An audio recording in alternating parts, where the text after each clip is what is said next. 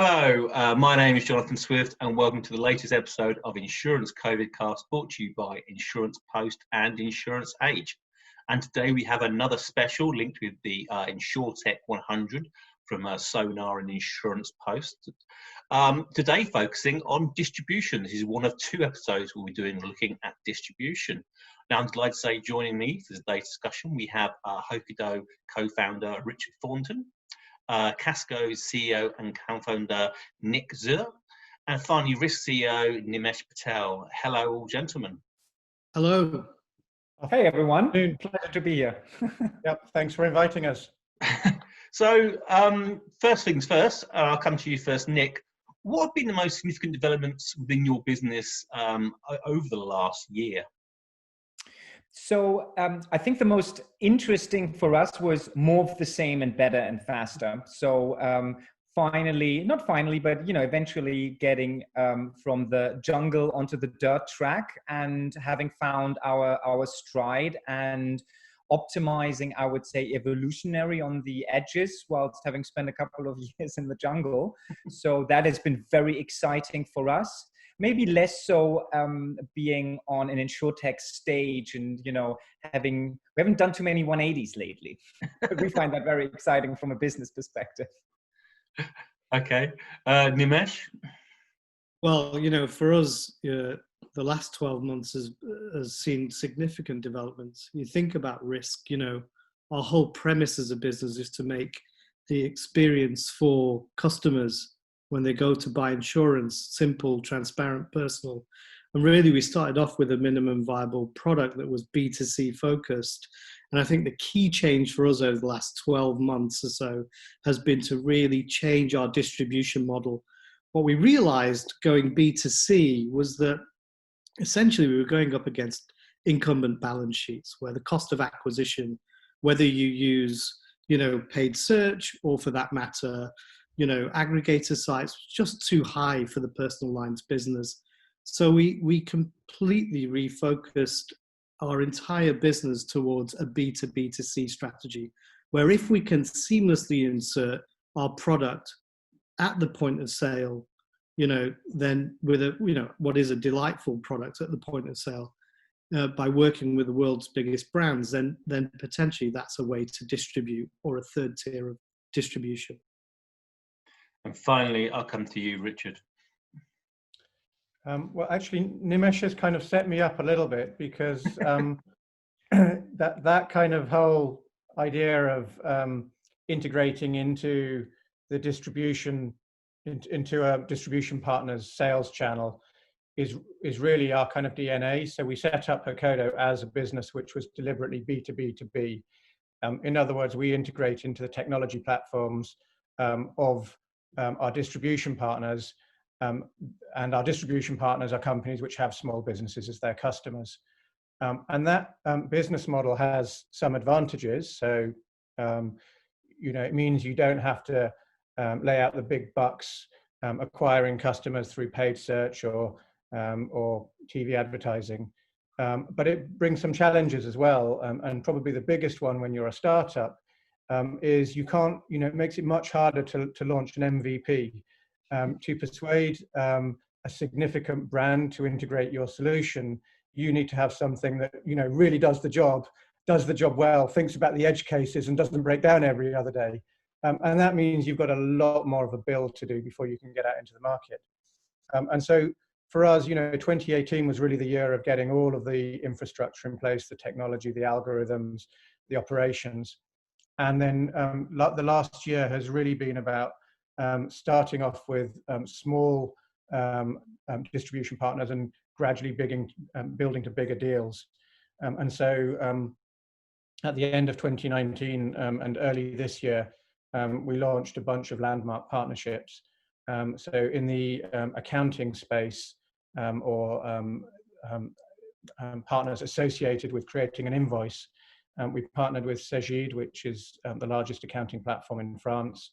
We partnered with Tide in the UK, so now all Tide small business customers, when they create an invoice, get a little button saying, would you like to protect this invoice against non-payment? And we partnered with Shine, which is a French digital bank, kind of similar to Tide, but purely in the French domestic market. And then the other strand that we have is online marketplaces, and a couple of quite important deals for us. So in France, we've partnered with a marketplace called Mano Mano, which some of your UK viewers may have seen started advertising in the UK in the last couple of weeks. But in France, this is a really massive D2C business. So it's doing over $1 billion in transactions of people going online to buy DIY equipment and so on. But Mano Mano has a large and growing B2B business as well. And so we take care of the credit risk of those B2B buyers who are purchasing on credit terms. And another platform that we think is going to be a real winner in the future called Anchor Store, which is a kind of European equivalent of Fair, if those who have come across Fair in the US. So it's a marketplace where home furnishings retailers buy their stock, and founded by a very impressive team that we think is going to go a long way. So for us, getting those kind of first significant partnerships with really important players under our belts. And then the last thing I'd say is we actually launched in France in the last 12 months as well. So 12 months ago, we were only in the UK. Can I ask, Richard, obviously, as an Insurtech business, you are kind of, a startup, a new kid on the block, so to speak. How is your business seeking to change traditional insurance processes, and how amenable have you found the actual industry and the sector to accommodating your ideas presently? So, I mean, we don't really think of ourselves as disrupting insurance per se. And, in a way, I mean, I think this is common to many Insurtechs, but we're not really looking to cannibalize the business of existing insurers or to take business off them. We look at the SME market and we see a massive untapped opportunity, and particularly in the area which we play in, which is credit insurance. Most small businesses, when they're accepting orders from customers and they're offering credit terms, that risk that their customer doesn't pay them is something that they're taking on their own balance sheet. The industry is not really serving SMEs when it comes to credit insurance. And the reason mostly is because of distribution. So it's not worth the broker's time to go and sell to a small business. There's just not enough commission in it. And so we're looking at a market that's 99 or 99.5% uninsured. And we're trying to find new ways to reach that market. So we don't really see ourselves as disrupting insurance. We see ourselves as trying to do something that's very different and in our view, much more suitable and tailored to the customers that we're serving. And of course, we work with insurers to do that. So we're not an insurance company, we're an MGA. Our capacity is provided by the Channel Syndicate, so part of Sühr. And I'd say our interactions with them have been fantastic. They have a strategic priority around supporting Insurtech and supporting startups. We've been extremely demanding in terms of, wanting to change our policy wording for every new partnership and constantly thinking of new whistles and bells that would make our distribution partnerships more effective. And I think that's part of a B2B2B model, unfortunately. And they've been really accommodating and turning those things around and very kind of responsive. So I haven't really got a bad word to say there. I think if you're trying to disrupt the core operations of an insurer, you're trying to get brokers to sell new products or things in a different way, or, then things become much harder. But in a way, what we're doing is almost like a kind of greenfield thing that's kind of off the side. And so we have a great relationship with Sühr, and it's worked very well for us. Come to you, Nick. So our business model, Insurtech as a service. So we partner with incumbent insurers or Insurtechs, and we really want to commoditize the Insurtech infrastructure. And by our definition, that's everything an MGA does, right? Subscription rating, underwriting, admin, reconciliation, billing, invoicing, that boring stuff, like an e-commerce infrastructure, but for insurance, which is that makes it so interesting. So many different bells and whistles that requires, and we So what we try to optimize is the kind of IT and ops spend on an insurance policy. And we believe in not ripping and replacing legacy infrastructure, layering on top, and then really bridging the gap between, let's say, capacity and capacity from an underwriting, but also service capacity and the various distribution touch points. So as an example, this can be, we would digitalize, I don't know, a cyber insurance product for Zurich in Germany, but it could also be, reaching out to Richard and his team and to say, guys, you have such a great product, and why don't you serve this as a white label proposition to incumbent insurers and their agents who also have customers, and why can't we make this work and be, kind of reducing the costs of insurance delivery, and that makes it super interesting because you're always putting pieces together. But I cannot stress this enough. I don't believe insurance is fundamentally broken, and I think any Insurtech going direct to the market is finding that it's really hard to convince your customer who really doesn't care that much about your product. So we do see a theme here around going B2B2C, and actually taking the direct-to-consumer learnings to your partners. But we're very much on the enabling front, and we like to play with really anyone, quite frankly. We're quite nice to be around, I guess. Finally, I'll come to you, Nimeshh. I mean, I think, look, one thing that we've learned is to be super focused. So, when you think about working with big brand verticals at the point of sale, you can point the platform to multiple different partners. And, we can do that, but we've been highly focused on the automotive sector, as we believe mobility as a service will become a real thing. And through our partnership with BMW, we've learned a lot, and we are bringing to market some really exciting products that really do challenge, our insurers. We have our capacity backed by, LV and also Munich Re.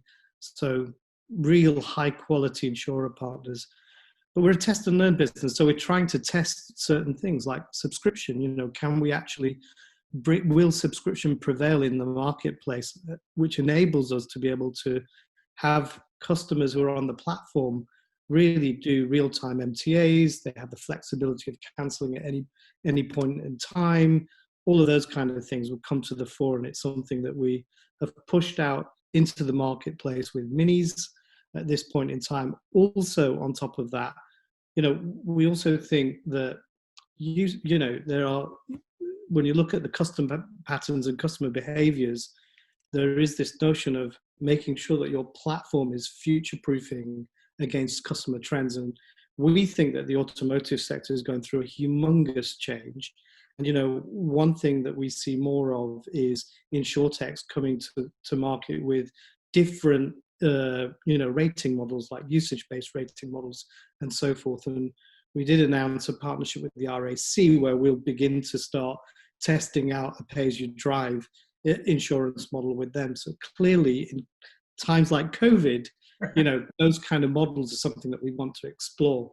So I think there will be a wide-scale disruption more in the mobility space, and it is absolutely important that the insurance proposition meets those changing behaviors and trends in the marketplace. And I think that's where the Wrisk platform is set up to really deliver against that.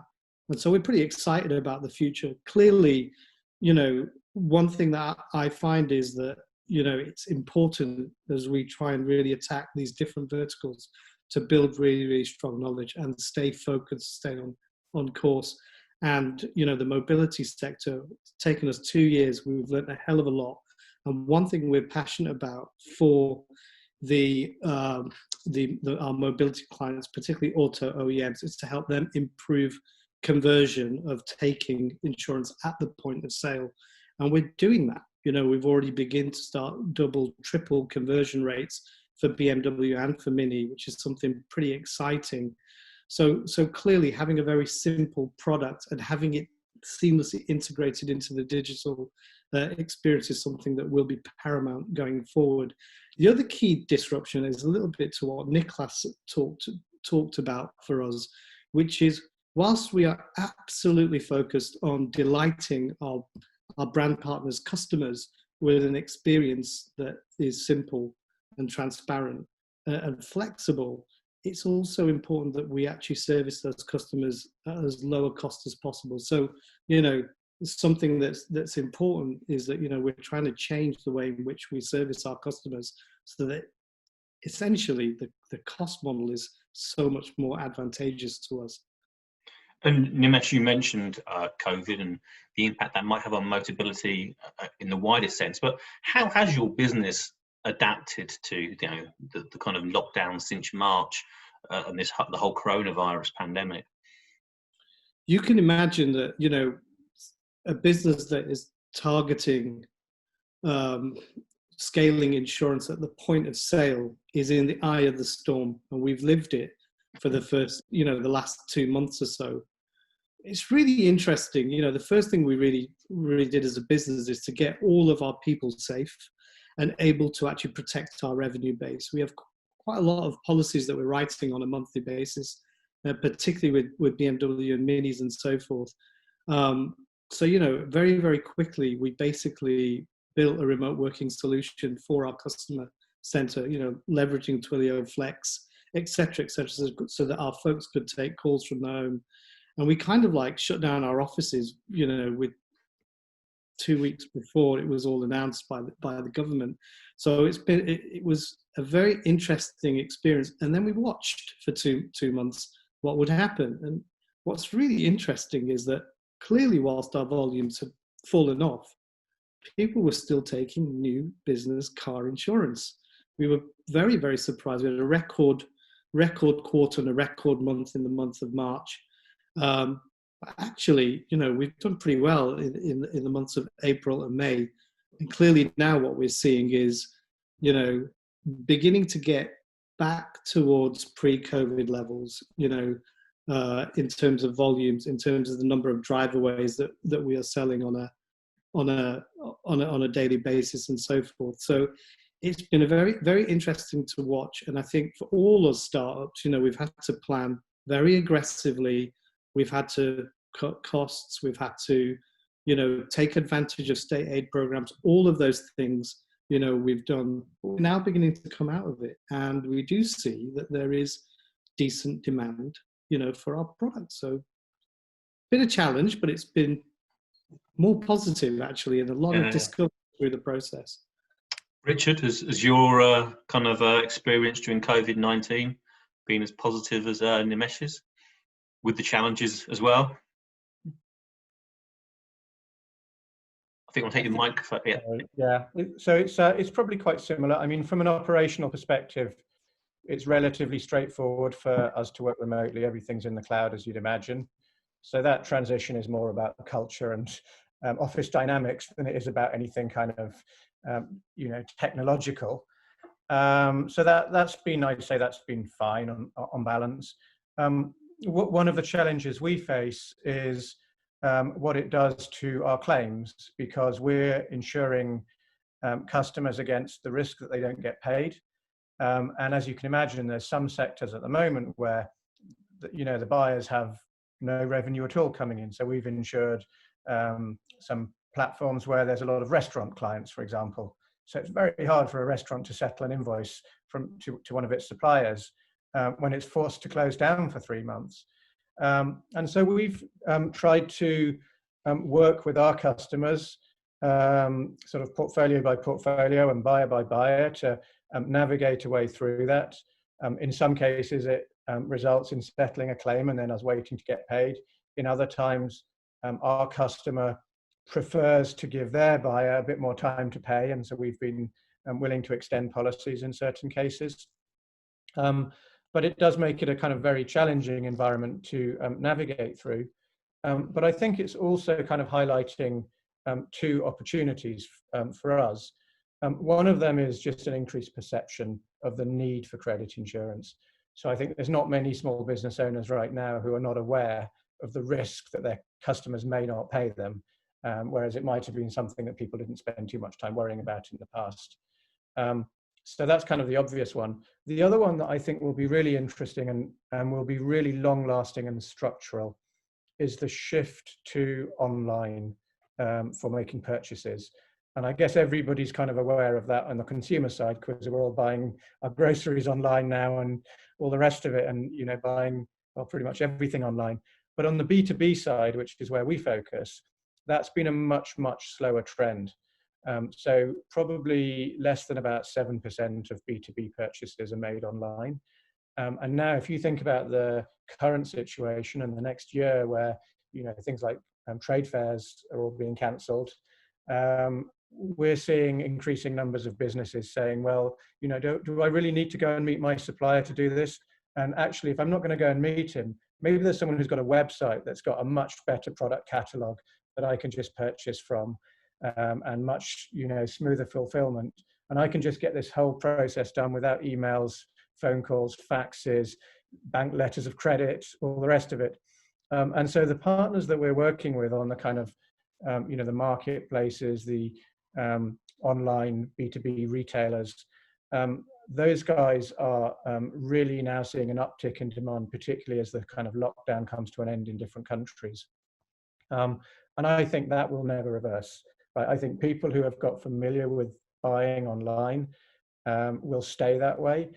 And what we're trying to do is be one of the facilitators of that, to try and make that process as smooth and easy for a business buyer online as it is for a consumer online. And finally, I'll come to you, Nick.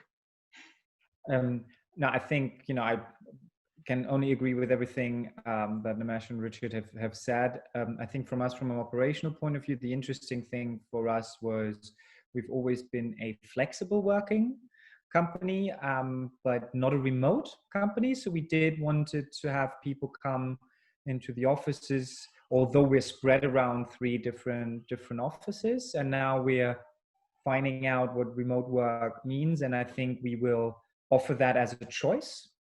So that is quite interesting, because I really like to work remotely, quite frankly. I think the second thing, what we found is, as we are in the space of digital transformation for insurance companies, especially at the intersection of distribution and product, that has been an uplift in terms of awareness, especially with probably most agency-focused carriers, and that's basically all of Europe other than the UK. They've seen drops in new business 70, 80, 90%, because it's literally still face-to-face. Now, what we've seen is a massive uptake in interest, in conversations, in offers made. Also availability, because no one's wasting time on the road. People are available and they can actually work. And that has been, we've been the best months since March, April, never seen as many, such short from initiation to offer. Now, the interesting thing is, does that translate into purchases for our insurance carriers, right?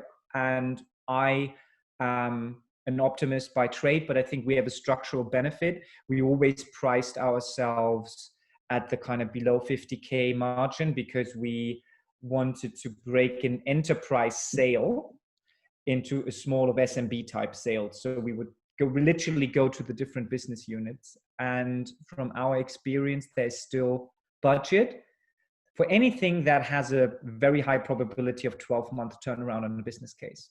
And we've been structurally aligned to that. So I think we have a very strong competitive advantage, because we can compete on price or value, if you like. So since there has been no personal loss, very, very lucky for that. I think this has been good for us down the line, but we'll also monitor this, and time will tell. We're not out of this in any way, any shape or form yet.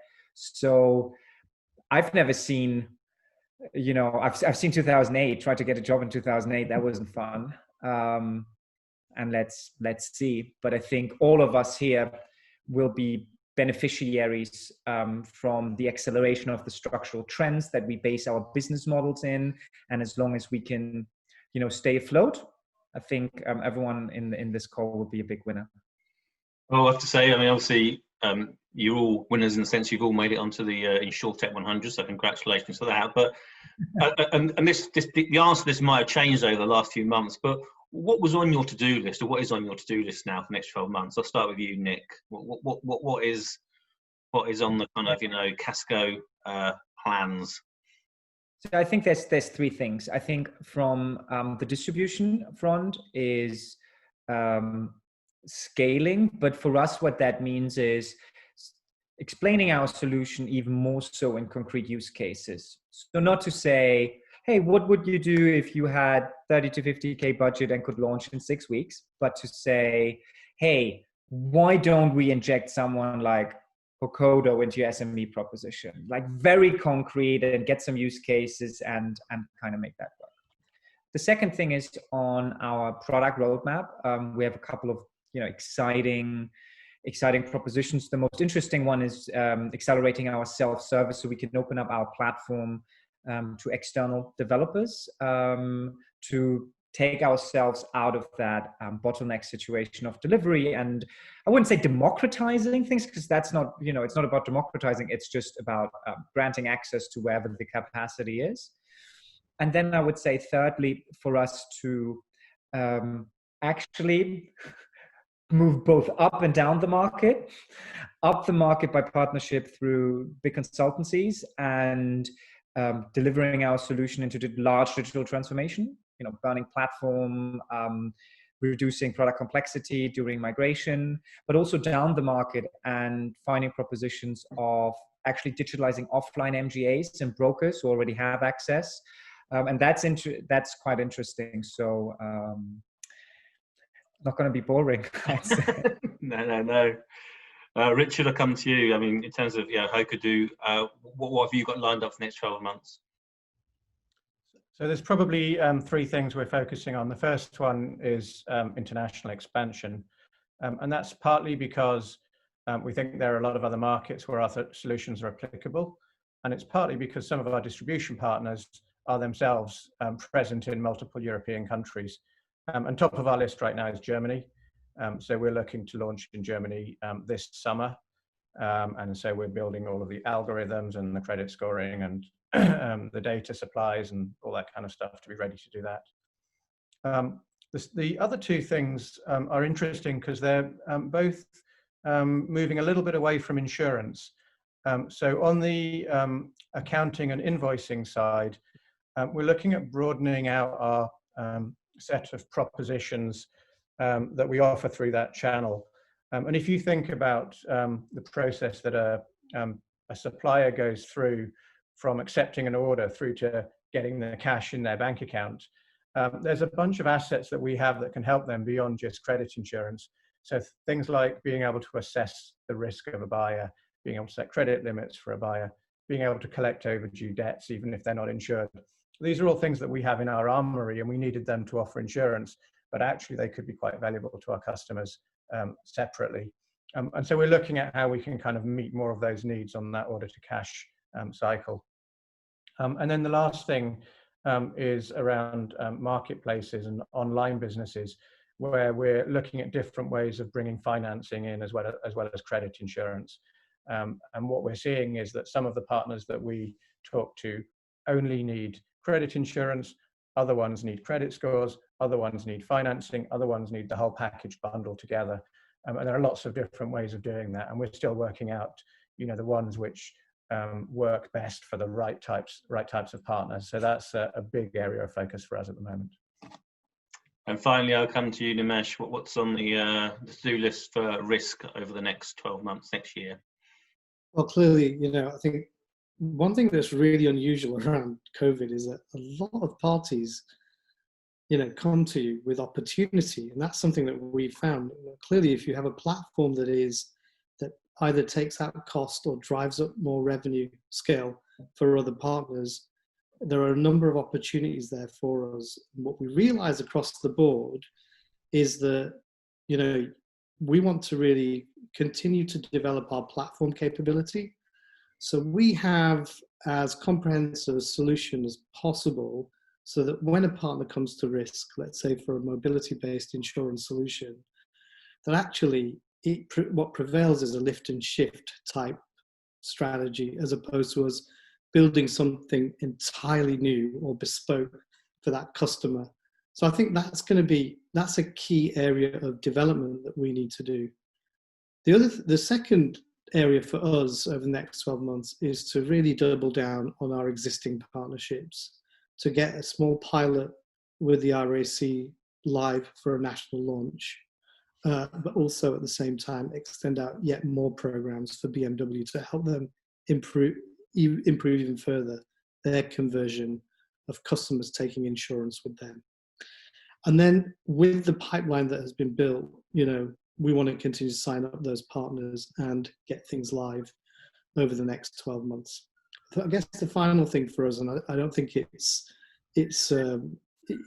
one that all startups really have, is capital planning, right? So, we will be looking to do a decent fundraise, over the next 12 months, so that we can scale further, and also really explore some of our deep-seated strategic partnerships. We signed a partnership agreement with Allianz Automotive, and we talk about international scaling, Richard.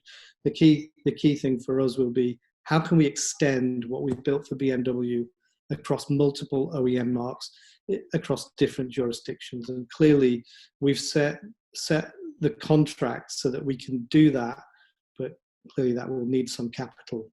So that's really our focus over the next 12 months. Okay, well, thank you very much, Nimeshh, and thank you also, Nick and Richard. It looks like to be a very exciting 12 months for all three Insurtechs. Thank you so much for your time. Thank you.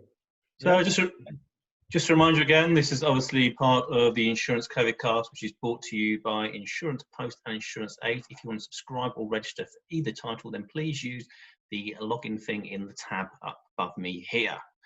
Anyway, but we have more of these Insurtech COVID Casts coming up, so please keep a lookout for them. But until the next one, it's goodbye for me, and stay safe, everybody. Cheerio.